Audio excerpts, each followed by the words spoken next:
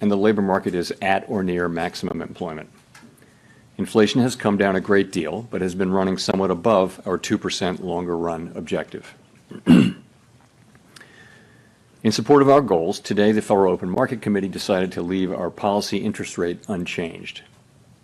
The risks of higher unemployment and higher inflation appear to have risen, and we believe that the current stance of monetary policy leaves us well positioned to respond in a timely way to potential economic developments.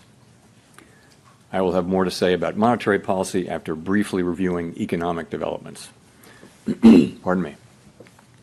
Following growth of 2.5% last year, GDP was reported to have edged down in the first quarter, reflecting swings in net exports that were likely driven by businesses bringing in imports ahead of potential tariffs.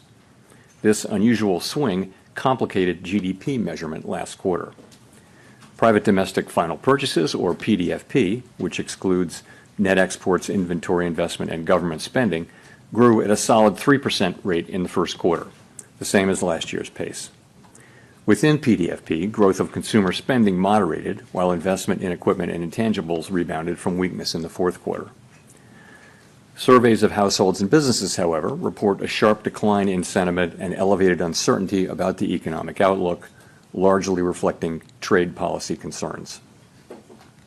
It remains to be seen how these developments might affect future spending and investment. In the labor market, conditions have remained solid.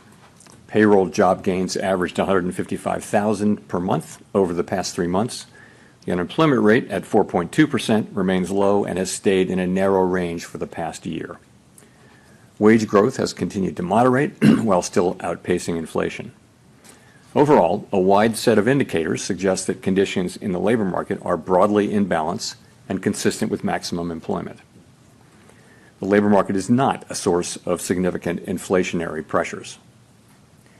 Inflation has eased significantly from its highs in mid-2022, but remains somewhat elevated relative to our 2% longer run goal.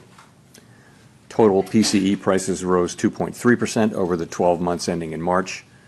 Excluding the volatile food and energy categories, core PCE prices rose 2.6%.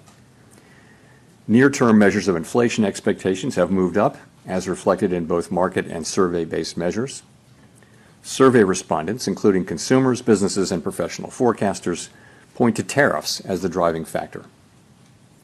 Beyond the next year or so, however, most measures of longer-term expectations remain consistent with our 2% inflation goal. Our monetary policy actions are guided by our dual mandate to promote maximum